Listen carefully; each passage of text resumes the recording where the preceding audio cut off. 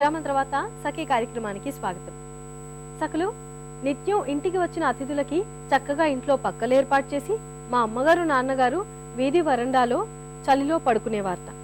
ఇంటెడు చాకిరీ చేసి చేసి అనారోగ్యం పాలై చివరికి మా అమ్మగారు అనుభవంతో కళ్ళు తెరిచినా మా నాన్నగారు మేల్కొనడానికి మరెంతో కాలం పట్టిందటండి.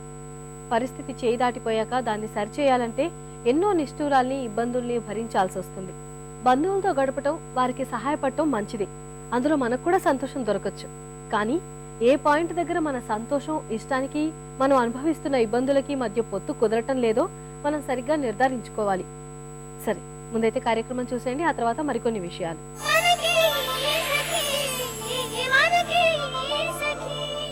నమస్కారం.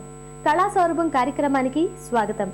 అభిరుచి, కృషి ఉంటే ఎన్ని రంగాల్లో అయినా ప్రావీణ్యం సంపాదించవచ్చని చాలా మంది నిరూపించారు. మరి రైటర్గా, సింగర్గా, ఆర్టిస్ట్గా నిరూపించుకొని బహుముఖ ప్రజ్ఞాశాలిగా పేరు సంపాదించుకున్న శ్రీమతి విజయలక్ష్మి గారిని ఇవాల్టి మన కార్యక్రమంలో కలిసి ఆవిడకున్న టాలెంట్స్ గురించి తెలుసుకుందాం.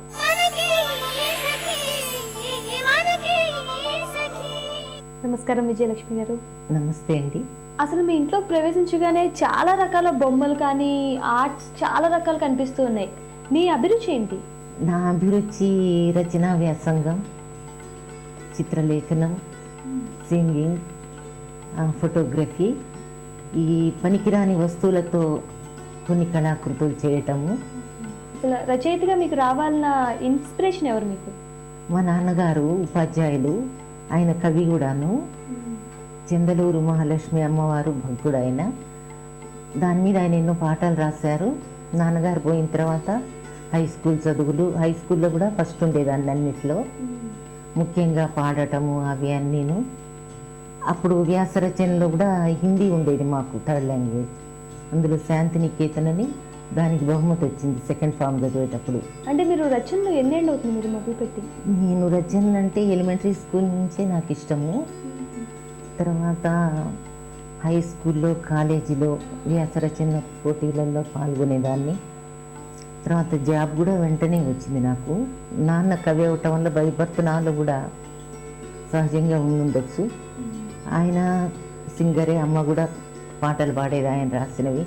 అట్లా అమ్మ నేర్పటము, అమ్మ కష్టపడి నన్ను మా బ్రదర్ని పెంచటము, ఇలా ఉండేది. ఈ అనుభవాలు చూసినవన్నీ గుర్తుపెట్టుకొని కొంత మేము కూడా చాలా విషాదాలను ఎదుర్కొన్నాము చిన్నప్పుడు. మా దాయాదుల వల్ల అవింటినీ కథలైపోయినాయి. ఒక ఆవేదనలో నుంచి ఈ రచనలు ఉద్భవించినాయి. రచయితగా మీరు ఇప్పటికీ అంటే ఎలాంటి రచనలు చేశారు? ఇప్పటికీ ఎన్ని రచనలు చేశారు? ఇప్పటికీ దాదాపు 20 బుక్స్ రాశాను. అందులో వ్యాసాలు, సమీక్షలు, నవలలు, కథలు ఉన్నాయి. ఇవన్నీ కూడా నాకు తెలిసినవి అనుభవాలు. ఎవరైనా ఒక అనుభవం చెప్పారనుకోండి, అది వెంటనే కథగా ఆలోచనే చెప్పేసి రాస్తుంటాను. మొట్టమొదట 86లో సంగీత జ్ఞానము అనే కథ బాగా పేరు తెచ్చింది. అది దానికి పతివాడ సుధాకర్ అని స్మారక బహుమతి వచ్చిందనమాట. ఇంకప్పటి నుంచి విశ్వ సాహితీ వాళ్ళ సాహితీ రత్న, వాళ్ళ వంశ పురస్కారం, చిలిమి వాళ్ళ దేవులపల్లి కృష్ణశాస్త్రి, అలాగే ఎక్స్రే సంస్థతో కూడా బాగా అనుబంధం ఉంది.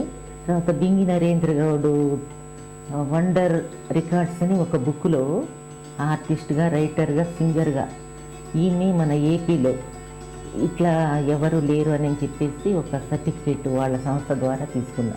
అంటే మీకు రచయితగానే కాకుండా చాలా ఫీల్డ్స్లో మీకు ప్రవేశం ఉంది. అంటే సింగర్గా, ఆర్టిస్ట్గా అన్నిట్లో, అలాగే ఫోటోగ్రఫీ కూడా. మరి మీరు సింగర్గా అసలు మీ ప్రస్థానం ఎలా మొదలుపెట్టారు? నా తల్లిదండ్రి గాయకులే.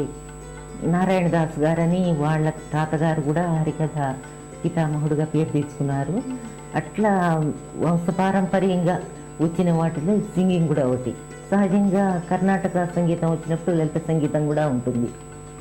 దాని మీద సీడీలు చేసా. తర్వాత స్కూల్లో నేర్పిన జాతీయ గీతాలు ఉంటాయి కదా, ఇప్పుడు వాళ్ళకి అవి తెలియవు. అందుకని అవి కూడా ఒక సీడీగా, అమ్మవారి మీద రాసిన నాన్న రాసిన పాటలు ఒక సీడీగా, ఇట్లా అమ్మ నేను పాడుకొని చేశాము. ఇకపోతే చిత్రలేఖనం కూడా నాన్న నుండే వచ్చింది. చిత్రకారునిగా నవరంగ చిత్రకళానికేతన్ వాటి నుండి ఒక 10 ఏళ్ళు బహుమతులు వచ్చినాయి, ర్యాంక్స్ అవి కూడాను. సింగర్గా కూడా బహుమతులు అందుకున్నాను స్కూల్ లెవెల్ నుండి. మరి మా సకుల కోసం ఒక చిన్న పాట పాడతారు? ఈ విశాల ప్రశాంత ఏకాంత సౌధంలో నిదురించు జహాపనా, నిదురించు జహాపనా. పండు వెన్నెల్లో వెండి కొండల్లే తాజ్ మహల్ ధవళ కాంతుల్లో ఓ నిదురించు జహాపనా, నిదురించు జహాపనా. చాలా బాగా పాడారండి. విజయలక్ష్మి గారు, మీరు ఇందాక ఫోటోగ్రఫీ గురించి కూడా చెప్పారు కదా, దీని మీద ఇంట్రెస్ట్ ఎలా స్టార్ట్ అయింది? ఎలా అంటే నాకు హెల్త్ బాగాలేదు, జాబు తర్వాత మళ్ళీ నేను ఇంట్లో కొన్ని సమస్యల వల్ల బలహీనంగా కావటం, నరాల బలహీనంతో స్పాండిలోసిస్ అనేది ఏర్పడి కాన్సన్ట్రేషన్ చేయలేక ఫోటోగ్రఫీ అయితే నేను కోరుకున్నట్టు సులభంగా ఉంటుందనుకున్నా. చిత్రలేఖనానికి స్వస్తి చెప్పి నాకు తెలిసిన ప్రకృతి దృశ్యాలు, బయట కనిపించే బాధాకరమైనవి, ఇట్లా కొన్ని సామాజికంగా ఈ బిచ్చగాళ్ళు పిష్టివాళ్ళు వీళ్ళందరివి అవుట్డోర్లో అన్నీ తీశానన్నమాట. అప్పుడు ఏంటంటే నాకు ఫోటోగ్రఫీ ద్వారా కూడా నేను సులభంగా చిత్రం నేను ఏదనుకున్నానో వేయలేకపోతున్నానో ఇలా సాధించవచ్చు అనుకొని ఫోటోగ్రఫీ మొదలుపెట్టాను. దాని మీద రీసెంట్గా బుక్ చేశాను. అయితే దాన్ని లింకా బుక్ ఆఫ్ రికార్డ్స్కి వీళ్ళు రికమెండ్ చేశారు, సంస్థ వాళ్ళు. ఆ రిజల్ట్ రావాలి, అదనమాట. విజయలక్ష్మి గారు, ఇన్ని రంగాల్లో మీకు ప్రావీణ్యం ఉంది కదా, అసలు అంటే మీరు ఇంకా ఏమైనా చేయాలనుకుంటున్నారా? మీ లైఫ్ అంబిషన్ ఏంటి? అమ్మ పేరుతో చేసే కార్యక్రమాలు ఫ్యూచర్లో నెరవేర్చడము, రచనా వ్యాసంగం, ఫోటోగ్రఫీ గురించి ఇంకా ఎక్కువగా డెవలప్ చేసుకోవడము, ఇది నా జీవితాంతం వరకు కొనసాగాలని నా ఆశయం. విజయలక్ష్మి గారు, ఇన్ని రంగాల్లో ప్రావీణ్యంలో మీరు మీ ఇంటిని కూడా మీ అభిరుచికి తగ్గట్టే అలంకరించి ఉంటారు. మరి మీ ఇంటిని మా ప్రేక్షకుల కోసం ఒకసారి చూపిస్తారా? మీ దేవుడి గది కూడా చాలా బాగా అలంకరించుకున్నారండి. అంటే చిన్నప్పటి నుంచి మీరు దేవుడికి భక్తురాలా ఇలాగే అలంకరించుకునే వాళ్ళ ఇంట్లో? అవునండి, చిన్నప్పటి నుంచి కూడా చాలా బాగా. 5 ఏళ్ళప్పుడు కూడా మా పూజ గది నేనే అలికి ముగ్గులు పెట్టేదాన్ని ఆ రోజుల్లో, అట్లా కదా. తర్వాత దైవభక్తి తల్లిదండ్రి వల్లనే వచ్చింది. ఇప్పుడు ఇట్లా అలంకరించుకోవాలని ఇట్లా. తర్వాత మూగజీవాల పట్ల చాలా ఇదిగా ఉంటాను, దాన ధర్మాలు చేయడం అంటే చాలా ఇష్టము. ఆ రకంగా ఈ భక్తి దేవుడి మీద భక్తి వల్లనే వచ్చిన ఏమోనని నాకు అనిపిస్తూ ఉంటుంది.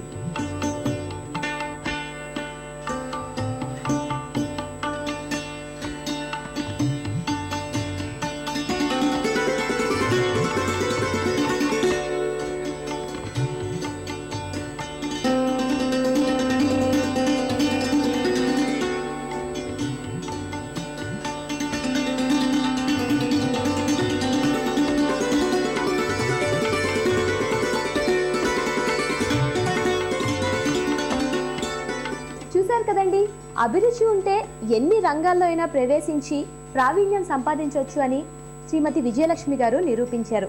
ఈ ఎపిసోడ్ మీకు బాగా నచ్చిందని ఆశిస్తూ మరో ఎపిసోడ్తో మళ్ళీ కలుద్దాం.